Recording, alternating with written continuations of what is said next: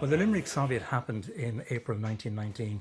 And I think if you can look back at a period of maybe 5 or 6 years prior to that, when some major events happened in Ireland and abroad in Europe and in the rest of the world, and there were some trends of thought and politics that were developing that ended up that came together and produced the events of the Limerick Soviet. I suppose the outstanding event, the paradigm shift at the time, was the 1914-18 Great War. And one of the outcomes of that, apart from the awful slaughter and wounding of people that occurred, was the fact that whole empires were just thrown aside. The Russian Empire ended, it became a Bolshevik republic. The Ottoman Empire was gone. The Austro-Hungarian Empire was gone. The German Empire was gone. And even the British Empire in places like India and Egypt was being challenged for the first time.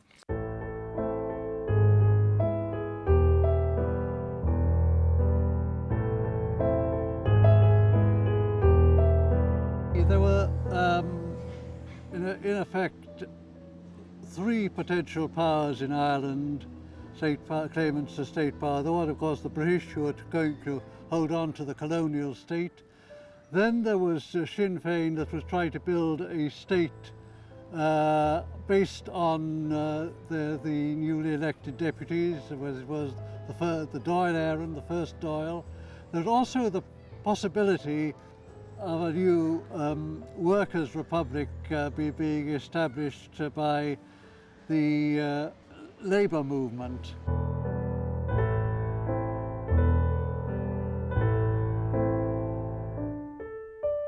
The scene was set from 1913, really. James Connolly had a big influence in the area. His writings had been read by many workers at the time, and he would have been in the Limerick area, and his associates would have been in the Limerick area agitating and educating workers at that time. Then coming into the 1916 Rising, there was a big contingent of Limerick people ready to take part in the Rising. They had grouped outside of Killonan, but they were stood down. Obviously there was a mix-up in relation to whether or not the Rising was going to go ahead in that. And it was the workers again from the Trades Council in Limerick that made up most of the numbers in those groupings. So I think that the fire was set firmly in the bellies of the workers at that time for revolution, if you like.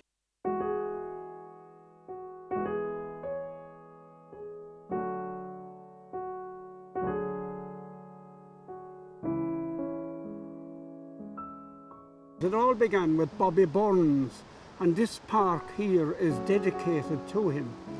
He was a member of Sinn Féin and was a delegate from the Post Office Workers' Union to the Limerick Council of Trade Unions. And he would have been a first cousin of Alfie Byrne, who was later to be Lord Mayor of Dublin, an MP and a TD. Very prominent man. Robert Byrne is my granduncle. My father, Bobby Byrne, would have been named after him, and certainly growing up he was referred to as Bobby Byrne in our family. My father was exceptionally proud of his heritage, and I think as children he made both myself and my sister very, very aware who Bobby Byrne was in our family. Robert Byrne then went on to become a worker in the Post and Telegraphs unit in Limerick. Around that time he had joined the Trades Council, and he had excelled in the Trades Council, and he had become the chairperson of his own particular union, which would be akin to the Communications Worker Union today. Well, Robert Byrne embodied and personified the trends that were happening that were ultimately to produce the Limerick Soviet. He was both a Republican, he was adjutant of the No. 2 Brigade of the Limerick Irish Volunteers, and he was a very active trade unionist. He was a post office clerk, and he represented the Post Office Clerks Association on Limerick United Trades and Labour Council. He came from a very old nationalist and Republican family, and for a period of years, even as early as 1916, he had come under the notice of the Royal Irish Constabulary, the special branch, for activities in relation to Sinn Féin. He had been come under their notice because he attended the funeral of a man called John Daly, who was a leading Fenian in the city of Limerick. Well, he was on a list what was known as the Sinn Féiners in government employment, and they were being watched very carefully by the RIC at the time. The John Street RIC station was very, very interested in the activities of Robert Byrne. He lived with his mother and family in an old part of Limerick called the Town Wall Cottages. In January of 1919, and some people allege that a weapon was planted on him, that these were trumped up charges, but in any event he was court-martialed for possession of a revolver and ammunition. And he was sentenced to 2 years imprisonment. Limerick Prison, 18th of January 1919. My dearest mother, I received yours of yesterday whilst at exercise today. Need I say how shocked I am at your news of Peg? I was hoping and expecting that she was on the road to recovery. You should have had a letter this morning about woolens and laundry. Send me up a thick pair of socks. There should be several such pairs in my wardrobe. I'm fit and well, and really there's no occasion to bother about me at all. Try and put me out of your mind and just treat my absence as if I were away for a few days. You must have enough to worry about without wasting any thoughts on me. Tell Bridget I will surprise her with my tidy ways when I get home. 'Twill be right if I don't dismantle my bed and fold up my bedclothes at the beginning. How is she, by the way? I suppose the increase in the family means extra work for her. Does Annie help her in the spare time she has from Hugh? So try and cease thinking of me. And above all, don't worry, as there's absolutely no cause for doing so. Remember me to all. Bert. When he went above in the Limerick prison in Mulgrave Street, he sought political consideration. They were political prisoners, not criminals in that sense. And that was rejected, so they went on a hunger strike. And what happened then was there was fears for his health, so he was moved up to the city home. We're here at Limerick Workhouse Hospital. It was here on the 12th of March 1919 that Robert Byrne was admitted as a patient, having been on a number of weeks on hunger strike at Limerick Prison. The Board of Guardians were furious that the police authorities and the prison authorities wanted to deposit Robert Byrne here as a prisoner in custody. They demonstrated to the Board of Guardians demonstrated that this was a hospital and not a prison, and for that reason they objected to Byrne being in custody. Nonetheless, the prison authorities and the military, they placed 6 armed policemen and a prison guard around Byrne's bed. And the local IRA felt that this was an opportunity, not just to rescue Robert Byrne, because they felt the security wouldn't be as strong in the hospital as it would have been in the prison, and also I think to strike a blow for morale and a propaganda blow as well. So they organised themselves on Sunday, the April the 6th, about 40 men went to the hospital. And it was normally on Sundays that visitors would be allowed into the hospital. For that reason they could mingle with the visitors and surprise their intended targets. Batty Stack and Jack Gallagher, who were the 2 leaders of the battalion, they were to be the only armed personnel on the day. The other people who were taking part in the raid, they would have been armed with just batons and cudgels hidden on their person. There was around 20 in number who descended on the hospital, and they went about mingling with the different patients. Batty Stack himself came to visit Robert Byrne and tried to indicate to Byrne that something was about to happen. However, he couldn't explain in full detail to Byrne what was going to happen, as there was too many police guards around him. Batty Stack left Robert Byrne after his visit and walked around the hospital again, tipping off his other comrades that the action was going to happen. There was a whistle blown just coming up to 3 o'clock, and they went into the ward. The police officers who were there and the warders resisted. Constable Spillane jumped to his feet as the melee unfolded. He jumped across Robert Byrne, who was lying on the bed and trying to get out of the bed, and he bodily held him down. However, as the melee continued, he drew his revolver and shot Byrne. At that stage, Batty Stack drew his revolver and he shot Constable Spillane. They dragged Constable Spillane off of Byrne and they tried to help Byrne out of the bed. Constable O'Brien, however, he had freed himself from his captors and he drew his revolver, at which stage Batty Stack shot him. Constable O'Brien died immediately. His comrades then went about bringing Robert Byrne down the stairs and out here to the front of the workhouse hospital, where there was to be a mourning car waiting for him. It was down this staircase that Robert Byrne's colleagues would have carried him during the escape from custody in the Limerick Workhouse Hospital on the 6th of April 1919. And the arrangements, the transport arrangements to bring him out of the hospital went a little bit awry. The car which was supposed to bring him wasn't available. It was brought up to Tipperary to help out a man called Sean Tracy and Sean Hogan, who were leading IRA men in Tipperary and who needed the car at the time. The hearse which they were going to use to disguise him and take him out of the hospital went to the wrong entrance. So eventually, losing blood and so on, they brought him out of the hospital and they commandeered a donkey and cart that was going by. A man called Ryan from Knockalisheen in County Clare, and Robert Byrne was brought on the cart to the house in County Clare. And Robert Byrne was placed in that house and pleaded with Mrs. Ryan to allow him in on the promise that they'd be back for him later on that evening, that he was wounded and he was very, very ill from his previous hunger strike. And reluctantly, Mrs. Ryan allowed him to place him in the house. However, later that evening, she became very concerned for his condition, as his health had started to deteriorate very, very much so, because he had been shot. That evening, a doctor was sent for, and the doctor attended to Robert Byrne in the presence of a priest, and the priest gave him the last rites while the doctor was examining him. Robert Byrne engaged in a discussion with the doctor because the doctor gave evidence of this at the inquest, and it was known as evidence from beyond the grave. At the conclusion of Robert Byrne's inquest, the jury found that Robert J. Byrne met his death by a revolver bullet discharged by either Constable O'Brien or Constable Spillane. Here, the decisive evidence was that of Dr. John Holmes of Barrington's Hospital, who spent the last hour or so with Byrne before he died.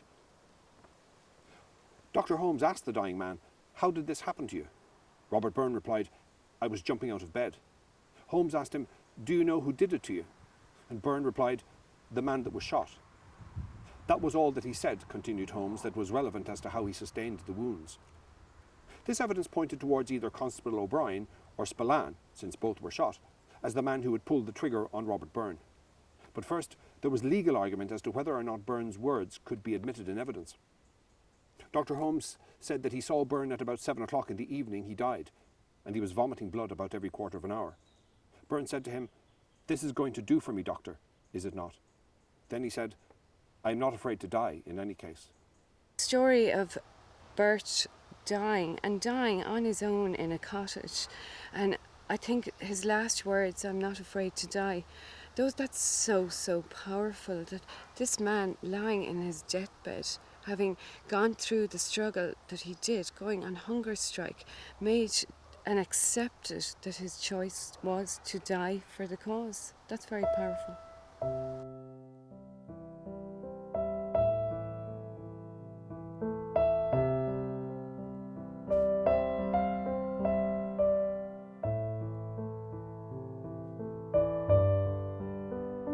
Well, obviously, after his death, his tragic death, the funeral of Robert Byrne became an opportunity for a massive demonstration of support for the Irish Volunteers and for the movement for independence, and also of opposition to British rule. And so his body was brought to lie in state in the cathedral. Something like 10,000 people filed past the body. The actual funeral itself to St. Lawrence's Cemetery, there was, according to newspaper reports, it varied between 5,000 to 10,000 men and women, volunteers and members of Cumann na Mon from all of the surrounding counties, from all of County Limerick, from Clare and from Tipperary, who marched behind it in a massive demonstration.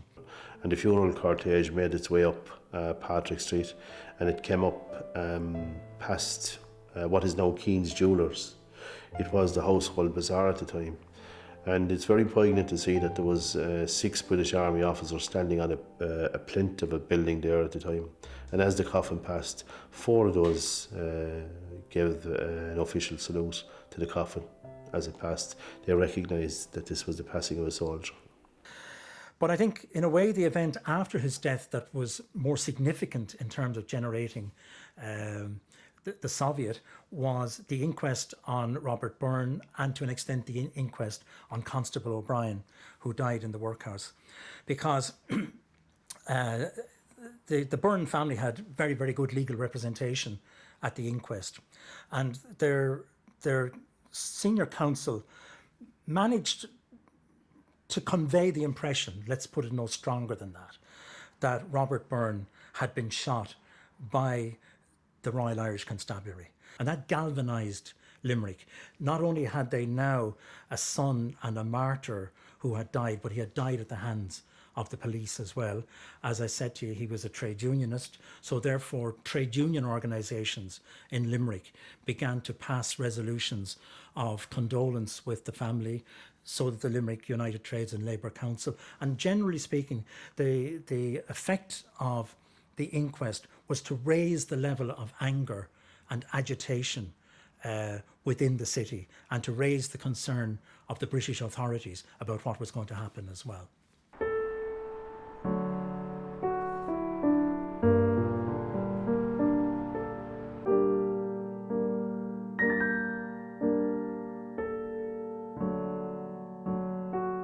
Immediately,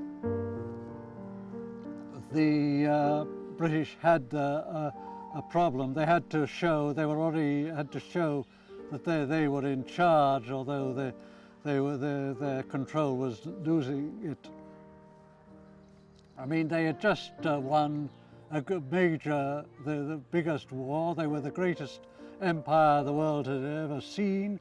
And now here were these Irish rebels sort of defying them, and so sure they're off. But what could they do?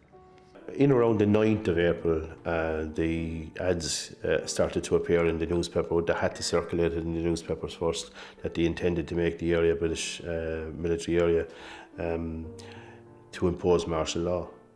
Robert Byrne's funeral took place on the 10th of April, and on the 13th of April, the British military started to put their barricades in place and started to issue passes. The passes had to be got at your local police station. It had to include such information as the height of the person, the colour of their eyes, their name and their address.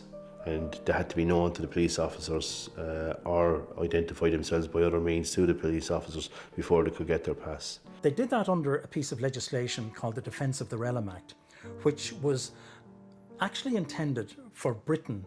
And the idea was that you could close off areas. If they were concerned about German spies, they could close off a city and cause everybody to come and get a military pass, and in that way weed out the spies from among the general population. Except in Limerick, the purpose was to weed out the perpetrators of the rescue of Robert Byrne. So the theory was that they would have to turn up to number 78 O'Connell Street, which was a recruiting office for the British Army, and give their name and their details. And you would only get the pass if your local Royal Irish Constabulary office had said that you were a trusted and loyal citizen. There was another dimension to it as well. They mapped out the city. They decided that the River Shannon would be the northern boundary of the military area, and that produced an immediate crisis. Now, as you can see, the blue is obviously the River Shannon there. The red lines, if you can see them, they are the city boundaries, but then there's a jagged black line that is the area of the military controlled, which went into the, which you could only enter carrying a pass. And as you see, there were all sorts of things wrong with it. First of all, you will notice that the workhouse hospital, as there was right outside both the city and the line of the passports. But also what really annoyed people were, a lot of very militant people, was that one of the major employers in industry in Limerick was the the Cleves Company condensed milk factory, which employed 600 workers. They were organised in the Transport Union. Many of them were in Sinn Féin, or of course sympathetic to Sinn Féin, and most of all, a lot of them lived inside the military area and had to come and go to work outside the military area. This over the bridge here, the Sarsfield Bridge, and this was particularly quite an onerous thing. On top of which, there were had already problems, employment problems. They were beginning a strike for higher wages, and so they were, it was a bit of a powder keg. Because there were very significant employers on the Clare side of the river. There was Cleves Creamery and Butter Factory. There was Walker's Distillery. There were thousands of workers who had to cross the bridges over the Shannon each day, two to 3 to 4 times a day, going to and from their work. Because in those days, people went home to their house to have their dinner. That they would have to walk up to the military barricade, show their pass, and then they would be allowed to go through, or they would be taken in for questioning if there was some of the people that they were trying to hunt down. But the workers said no, they refused. They weren't going to have this. They weren't going to have a foreign military operation, as they saw it, on their home turf, and be bullied and harangued into using these passes. While a lot of people did use them, the workers themselves said no, enough was enough, and they weren't going to use these passes. And I think that was a turn of events. There was a meeting called for the Mechanics Institute, which in the region of 10,000 people again had turned out in the streets surrounding it, waiting the outcome of the meeting. The meetings went on for 2 sessions, almost all day long. And then John Cronin came out from the meeting and declared that the workers were declaring a general strike against British militarism and against the issuing of these passes. Limerick United Trades and Labour Council. Proclamation. Whereas the workers of Limerick assembled in council hereby declare cessation of all work from 5 a.m. on Monday 14th of April 1919 as a protest against the decision of the British government in compelling them to procure permits to earn their daily bread. By order of the Strike Committee, Mechanics Institute, Limerick, April 13th, 1919. Any information with reference to the above can be had from the Strike Committee. Now, within 2 hours, the whole city was plastered with notice of the strike. There were very, very competent people. There were tradesmen all, conservative people, but very common sensible. And there was Jack Cronin, James Casey. Cronin was a carpenter, Casey was a printer, and Jim Carr worked as an ordinary fellow in the engineering side of it. The 3 C's, they organised the strike, and they set up 4 different committees: publicity, finance, distribution and food, which is where my family came in the bakery trade. Because we had delegates who took part in that decision to do that. And they ran the city very effectively for 2 weeks.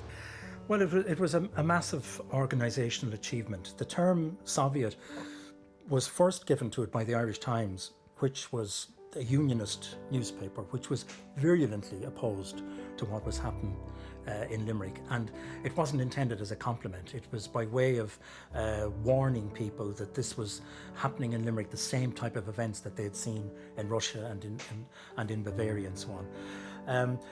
The city was highly unionised. There were maybe 25 or 30 unions affiliated. So all of that structure was available. And down through that structure, they were able, within their workplaces, to take control over raw materials coming in, for example, they took over the bakeries. Very, very early on, it became clear that in a city the size of Limerick, with the general strike, you had to feed the population. So the Bakers' Union reopened the bakeries and began baking bread. At one stage during the Soviet, a vessel came in with 7,000 tons of grain from Canada, and that was unloaded by the dockers under the control of the Soviet, and then that grain was sent for milling and it was available to make bread as well. The other thing that has to be said is that because it wasn't a typical trade union strike, it had a nationalist Republican aspect to it. Farmers and even the clergy and people in the surrounding counties were very favourably disposed towards it. So frequently farmers would come in from County Clare, they'd come as far as Thomond Gate with milk, eggs, butter, cabbage, potatoes and so on to keep the population going.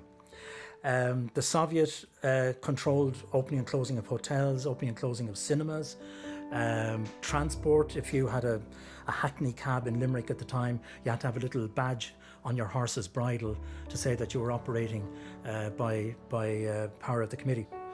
Of course, the British military were aghast at this, at how speedily they were able to get the message out there to the workers, and they started to issue their own proclamations a number of days after that, telling the workers that the city was going to be denied the food and other resources that they needed because of the strike that was on, and this was going to be down to the management of the trades councils to try to turn the workers on the management, on their leaders. And that didn't happen. The workers saw through that, obviously. I think that they were all flared up and really enjoying it at the start. But then things started to get serious. There was a shortage of food and there was a shortage of other supplies in the area. And the workers had no strike pay because the British unions hadn't come and supported the strike, as at their own Congress in Britain they had decided that this was not a strike in relation to conditions of employment of workers. This was a political strike and they couldn't give out the strike pay. The food supplies were the difficulty and were quite a problem. How to get them in without showing passports. All sorts of ingenious things were attempted. After dark, there was a sort of armada of boats that secretly crossed the Shannon to disembark with the commodities. Out of the hearses, horse-drawn hearses that came in from the hospital, the workhouse hospital at the time, there were empty coffins filled with food and being brought through by the undertakers and that. So they were controlling food, they were controlling transport, and I think undoubtedly the singular most important and interesting thing they did in terms of control of the city was that at a certain stage they said, we need our own currency as well.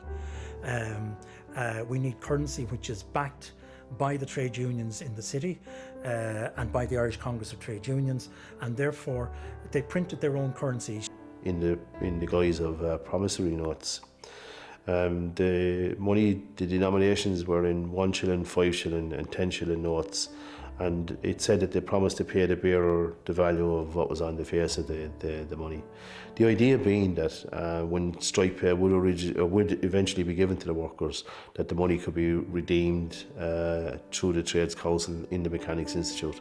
So shopkeepers who had agreed to use this system, they would take in the notes that were given to the workers in the Mechanics Institute on the Friday, it says their pay, their strike pay. They would be able to buy staple foods like butter, milk, sugar, bread, that type of thing. And then when the strike was over, the money was redeemed. It was brought back to the Mechanics Institute, where the money was paid out to the shopkeepers out of the strike pay.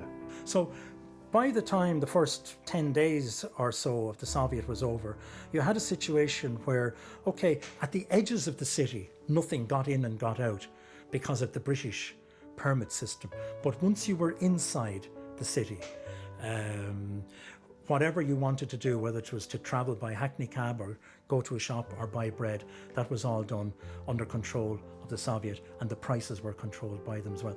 Now what happened was that fortuitously in the city at that particular time there were hundreds of international journalists and photographers and cinema people at the time. They were here to witness an attempted flight across the Atlantic that way from Limerick and Byrne across to America, and the Daily Telegraph, I think it was, put up then £10,000 then in 1919, which is in the millions today, and some other paper put up another sum, about 5,000, to witness this takeoff, and they were all here for the story.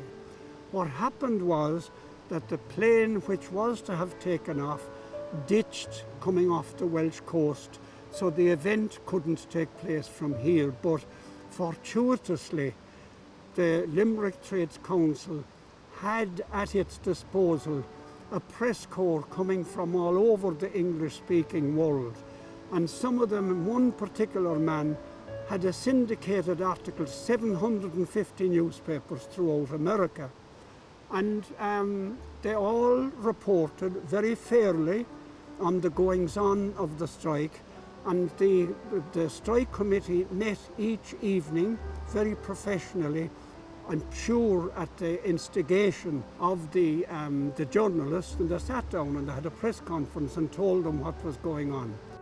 And the interesting thing about it was the cable station at Valencia in County Kerry was owned by an American company, and therefore it was not subject to the British censor. So the Irish newspapers and the British newspapers, they sent their copy, their material, to the post office in Limerick, and it was censored. But the American journalists and the big international press agencies like United Press International, Associated Press, they were able to send their material uncensored out through Valencia, and therefore the story of the Limerick Soviet and the amazing events got around the world, and I think at one stage would have been reported in maybe 700 or 800 newspapers.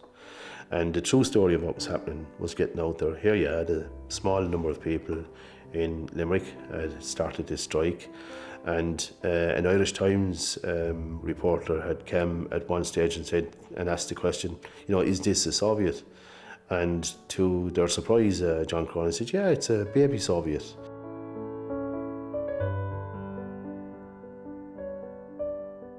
The official response to the strike I would characterise as nuanced rather than heavy-handed.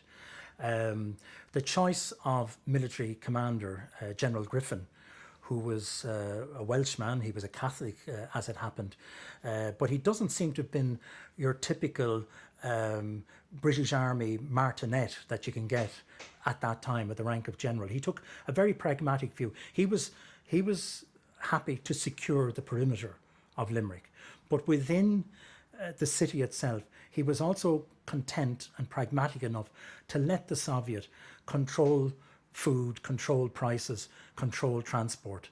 And he concentrated his efforts on working through what we might call dignitaries and public figures in Limerick, such as the Catholic bishop, the mayor of Limerick, Alphonsus O'Mara, and the Chamber of Commerce. General Griffin did try to get to weaken the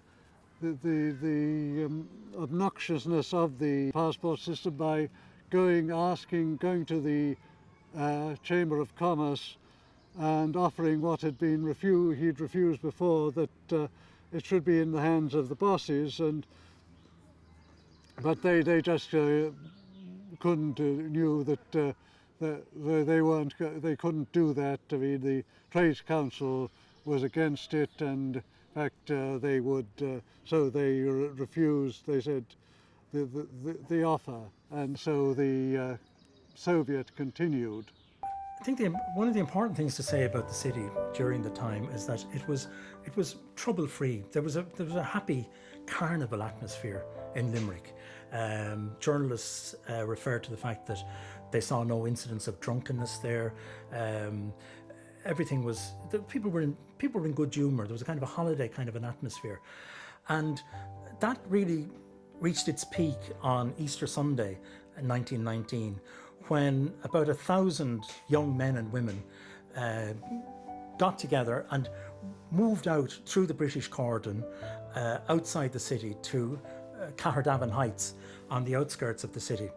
And the ostensible reason they went out there was to have either a hurling match or a Gaelic football match. Now, I've heard mixed opinions as to whether there actually was a game or not. My own belief is that there was. They went out, they attended that, and then they decided en masse to come back in towards the city, coming towards evening. And they would have been coming in through Thomond Gate, and they were stopped by the British military on Thomond Bridge. And what they did was really very, very clever. Instead of rushing the military in a violent kind of a way, the several hundred or thousand of them came up in single file, individually, and asked for permission to get into the city. And then when that was refused, the next person came up, and then the next person came up. And you can see where psychologically that must have been very difficult for the troops on the bridge to deal with. Much easier to have dealt with a crowd which rioted. And in fact, there's a good deal of evidence that a lot of the British troops, the Welsh soldiers, for example, and the Scottish soldiers that were in the city, remember, they had come through the 1418 war. Many of them were working class and were themselves quite sympathetic, in fact, with what the workers were doing in the city. So they failed to get entry all through that early evening. During the course of that evening, the people of Thomond came out and they provided tea and sandwiches for the people who found themselves blocked out of the city. Some Irish dancers had set up a stage and had put on a performance for the people to entertain the crowd, and there was music played, and this obviously had the effect of really tormenting the British military who were manning the barricades and the officers in charge of it. The following day, over 1,000 people from that group went down and they commandeered the train at the long pavement area of the city. So they boarded the train and it made its way into the railway station in the centre of Limerick. And of course, when they came in to the station, they saw British troops on the platform waiting there for them. But somebody, probably a sympathetic railway worker, opened the doors on the offside of the train, away from the main platform, and they just burst out the doors and ran out the train, several hundred of them. And there was one solitary British Tommy standing at the entrance on the far side, at the goods entrance, and he put out his arms to try and stop them. They just brushed past him. And it was a huge morale booster for the people of the city at the time, that they had managed to hold this demonstration and outwit the British authorities at the same time. So eventually the Trades Council didn't get the support. It couldn't constitutionally get the support of the Irish Trade Union Congress, because even to this day under the ICTU they're forbidden to have political strikes, so they couldn't support this. And equally, the National Union of Railwaymen, who were key to the whole thing in London, their head office said, "I've nothing got to do with this." And eventually the unionists in the north of Ireland rightly suspected that there was a big Sinn Féin influence in this. They would have nothing got to do with it either. Trade Union Congress at that time had sent Tom Johnson to Limerick, and Tom Johnson came here with certain promises. Obviously, he couldn't deliver those. The Limerick strike committee were looking for the strike to be backed and to become a national strike. The Trade Union Congress, they came and they sat in Limerick to hold one of their meetings, and they couldn't get the support of all the unions because a lot of the unions were British based, and they weren't going to vote against British military action at that time. So I think that was where it flopped. The interaction between the Trade Union Congress, between the Sinn Féin party, who was very much so the popular party in government at the time, and then you had the Catholic clergy, obviously all pulling from different angles and having different interests in the whole strike.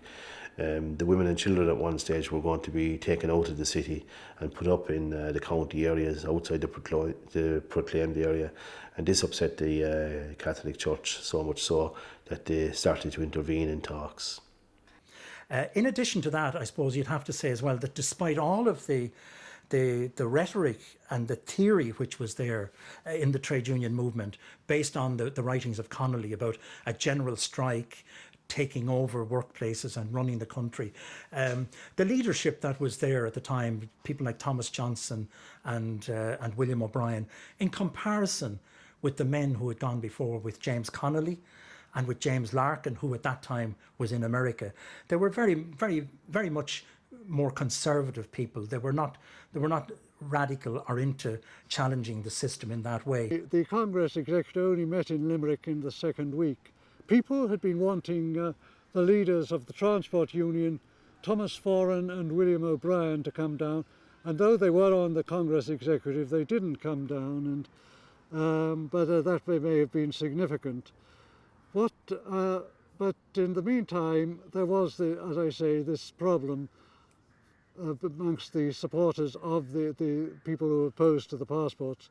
It can be summarised in this way, that, as I say, Labour was against political general strikes on these issues, and of course Sinn Féin didn't really like strikes at all.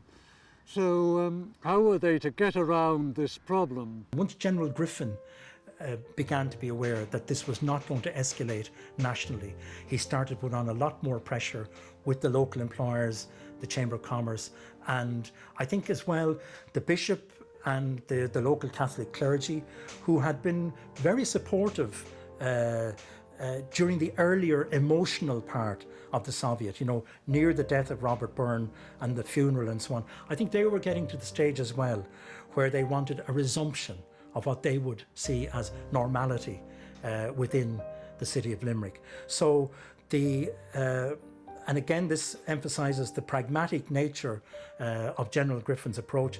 He renewed an offer which he had made earlier, which was that if there were workers who were within the boundary, who were across the Shannon, didn't need to cross the Shannon to go to work, they could resume work without permits. And that was the initial decision of the Trade Union Council in Limerick to accept that compromise. Proclamation. Whereas the workers of Limerick have been on strike since Monday the 14th of April as a protest against the military ban on our city, and whereas in the meantime the question has become a national issue, we hereby call upon all workers who can resume work without military permit to do so on tomorrow, Friday morning. We further call upon all those workers whose daily occupation requires them to procure military permits to continue in their refusal to accept this sign of subjugation and slavery, pending the decision of a special Irish Trade Union Congress to be held immediately. We also call upon all our fellow countrymen and lovers of freedom all over the world to provide the necessary funds to enable us to continue this struggle against military tyranny. Signed, the Strike Committee, Limerick, 24th of April, 1919. And the compromise was that once 1 week passed without any incident in the city, that the proclaimed area would be withdrawn and it would be returned to normal policing rather than British military proclaimed area. The ones who were still affected were people like the workers in Cleves, and eventually, I suppose, just tired out by what had happened with, knowing that the funds weren't coming through from the British trade unions. They weren't getting the support they needed from the Irish Labour Party and Trade Union Congress. Somewhat in bad humour, they reluctantly went back to work towards the end of April. Proclamation. Whereas for the past fortnight the workers of Limerick have entered an emphatic and dignified protest against military tyranny and have loyally obeyed the orders of the strike committee, we, at a special meeting assembled after carefully considering the circumstances, have decided to call upon the workers to resume work on Monday morning. We take this opportunity of returning our thanks to every class of the community for the help tendered during the period of the strike. Strike Committee, Limerick, April 27th, 1919.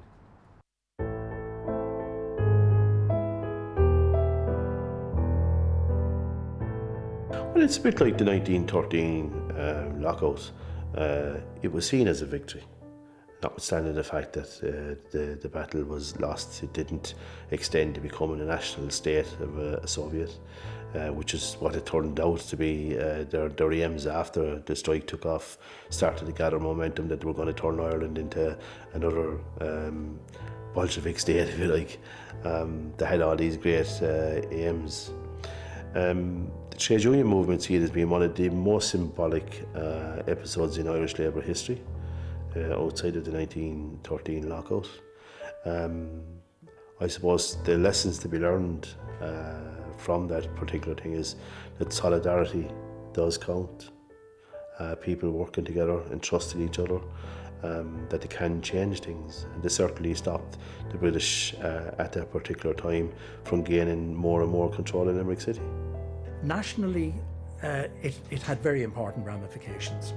And it's very interesting to note that nationally, some of the Sinn Féin newspapers, such as the Republican, which had been very favourable to the Limerick Soviet in the early days when they were seen to be taking up the struggle against the British, became quite sarcastic when the strike, when the Soviet was ended, and basically kind of said, look, this proves that strikes are not the way to deal with the British, that a placard will not end British rule in Ireland. You need a gun to end it. And so the Limerick Soviet of 1919 becomes, up to that point, the labour and trade union movement, and this was confirmed in the conscription struggle, for example, from 1916 right up to 1918, right up to the general election of 1918, where Labour was so strong that Sinn Féin prevailed on them to stand aside and give Sinn Féin a free run in that general election. Up to that point, Labour was very much a joint leader in the struggle that was going on. But once the Limerick Soviet ended, it kind of dropped back, started to concentrate on ordinary Labour Party, Labour trade union type of things, and the leadership of the struggle for independence became exclusively a Sinn Féin, IRA volunteer, First Dáil kind of a struggle. So I think that had implications, if you like, not only for the way the struggle was waged, but ultimately for what was settled for in the treaty of 1921, and ultimately the type of state that was set up here in 1922. So nationally, it was very, very significant in terms of the type of struggle for independence that we had in this country. I think it's important that we not forget the struggles that were fought by our predecessors. We will continue to make the same mistakes that have been made by generation and generation before, unless we record what happened, why it happened, and the importance that the people of Limerick played. What happened here, it happened 3 years after the 1916 leaders were executed, but yet we had a group of men and women who were willing to stand up and face down the British Army and the British government for their rights, for the rights of all their countrymen, and again, for justice. In the world that we live in now, certainly in the Middle East, and where we're seeing all these struggles, I think we see that you have two choices when you're in that situation. You run away, you protect your family, you leave, or else you do what Robert Byrne chose to do and stay and make that choice to fight for freedom. And it was a massive choice that he made. He chose to give his life, and that has huge implications. I mean, certainly for me, the implication in our family was that we lost out on cousins, we lost out on a whole family, and that's on a personal point. That's the legacy that people, I think, don't seem to actually think about, is that these men and women, they actually made the choice to die for freedom, and that choice is going on and on into generation and generation of lost generations. It was forgotten about for a long, long time, not just nationally, but in Limerick as well. And, you know, it took a number of people, I suppose probably principally the late Jim Kemmy, to rescue it from the obscurity to which it had been consigned. And I think Jim's objective in doing that was to show the people of Limerick in his time, and indeed in our time, that, as I have put it in the past, that their grandfathers and grandmothers in their own way were more radical than they were, and that it should be an inspiration to them as to how they go about things today in their working lives and in their political lives as well. So it is not without beneficial consequences, I think, for the way Limerick looks at itself today. And hopefully, as the years go by, as we move towards the centenary, that sentiment will become even stronger in the city of Limerick, and indeed more widespread.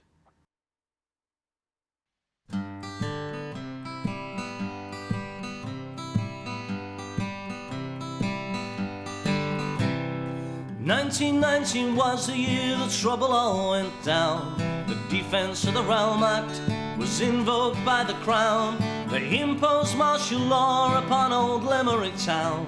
They made the local people foot the bill. The local trades and workers' council met for 12 long hours and said, we will not recognise the British Army's powers. This city is the people's, we reclaim it now as ours. It ever was and shall be ever still. We are the Limerick Soviet. We only answer to the people's plea. We care no more for their martial law than the British Army curse for you and me. Than the British Army curse for you and me.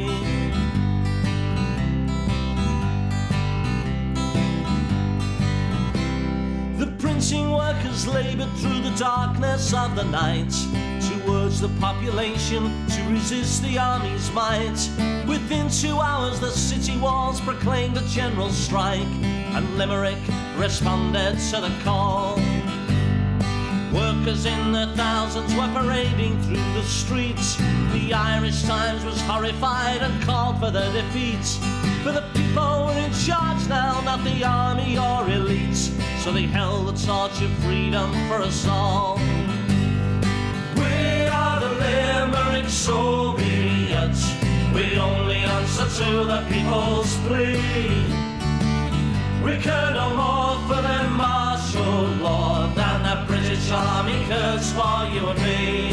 Than the British Army curse for you and me.